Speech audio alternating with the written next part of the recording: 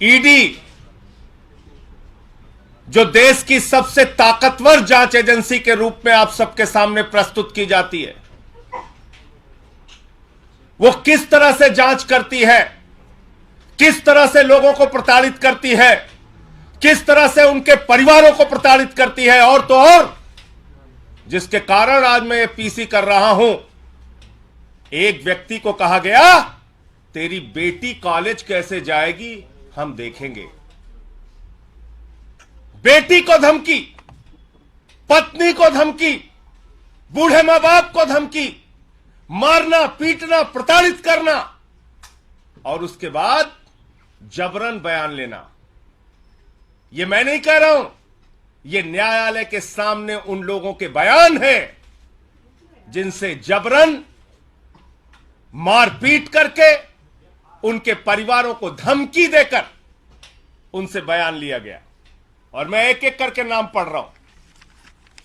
यह पहला नाम है चंदन रेड्डी का। यह चंदन रेड्डी हाई कोर्ट में पिटीशन करते हैं, माननीय उच्च न्यायालय में याचिका दाखिल करके ये बताते हैं कि ईडी ने इनको मारा, इनको पीटा, इनके परिवार को धमकी दी और कहा जैसा हम कहते हैं वैसा लिख, वरना तेरे परिवार का वो अंजाम करेंगे तो कहीं मुंह दिखाने लायक नहीं रहेगा। ये सारी बातें इसने लिखी है। और इतना ही नहीं, इस चंदन रेड्डी को इतना पीटा गया, इतना मारा गया, इतना मारा गया कि इसके दोनों कान के पर्दे फट गए। दोनों कान के पर्दे फट गए। मार मार के, प्रताड़ित करके ईडी का जो हिटलर शाही का गैस चैंबर है, मैं कहूंगा, वहां पर 3rd डिग्री टॉर्चर इस व्यक्ति को देकर जबरन इससे साइन कराया गया।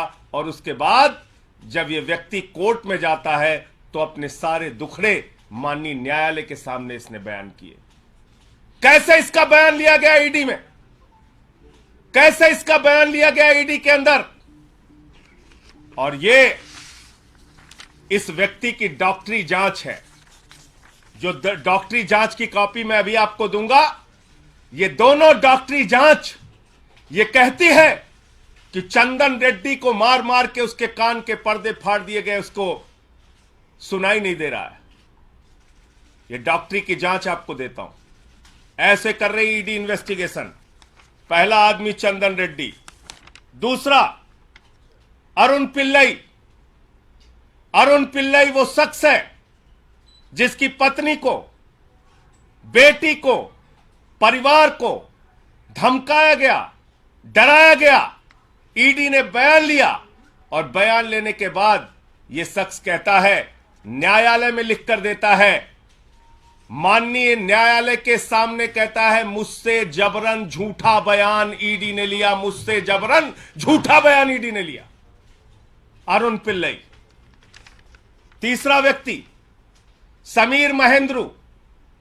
समीर महेंद्रू, इसकी पत्नी को बुलाकर गिरफ्तार करके रखा गया, धमकाया गया, डराया गया, परिवार को प्रताड़ित किया गया। झूठा और जबरन बयान ईडी के द्वारा लिया गया। ईडी ने झूठा और जबरन बयान समीर महेंद्रू से लिया और इसने किसी और के सामने नहीं, माननीय न्यायालय के सामने, माननीय न्यायालय के सामने समीर महेंद्रू ने लिख कर दिया कि जज साहब हमसे तो जबरन झूठा बयान लिया गया। समीर महेंद्रू। तीसरा नाम चौथा नाम भूषण बेलगावी। भूषण बेलगावी, इस व्यक्ति से भी ईडी ने प्रताड़ित करके झूठा जबरन बयान लिया और इसने किसी और को नहीं, जज साहब को जाके कहा, न्यायाधीश महोदय, माननीय न्यायालय हमारी रक्षा कीजिए, हमसे ईडी ने झूठा जबरन गलत बयान लिया। पांचवा नाम मनास्वामी प्रभुने।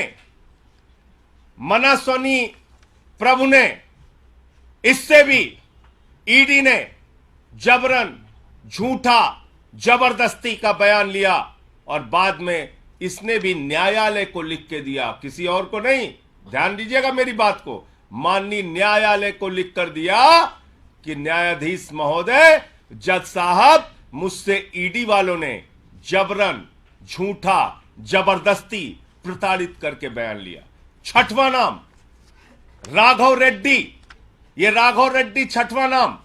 राघव रेड्डी, इसने न्यायालय के सामने जाकर कहा कि न्यायाधीश महोदय, हमको तो दबाव बनाया जा रहा है राजनीतिक नेताओं के नाम लेने के लिए। हम पर दबाव बनाया जा रहा है राजनीतिक नेताओं के नाम लेने के लिए। मैं पूछना चाहता हूं, किसके इशारे पर ईडी काम कर रही है? किसके दबाव पर ईडी काम कर रही है? किसके डायरेक्शन पर ईडी काम कर रही है? क्योंकि एक बहुत चौंकाने वाली बात इनके हाई कोर्ट के पिटीशन में लिखी हुई है चंदन रेड्डी के। क्या कह रहे हैं ये? कह रहे साहब, ईडी के अधिकारियों ने तो मारा पीटा, कान के पर्दे फट गए। वहां कुछ ऐसे भी लोग थे जिन्होंने हमको मारा पीटा, जो ईडी के ऑफिशियल्स भी नहीं थे। ऐसे लोग थे जो ईडी के अधिकारी नहीं थे, उन्होंने भी हमारे साथ मारपीट की। कौन से लोग हैं? किस पार्टी के गुंडे ईडी के दफ्तर में जाके लोगों के साथ मारपीट कर रहे हैं? कौन से लोग हैं जो ईडी के दफ्तर में जाते हैं, पूछताछ करते हैं, मारपीट करते हैं और जबरन बयान लिखवाते हैं? इसका खुलासा होना चाहिए। माननीय हाई कोर्ट के सामने यह याचिका पड़ी है।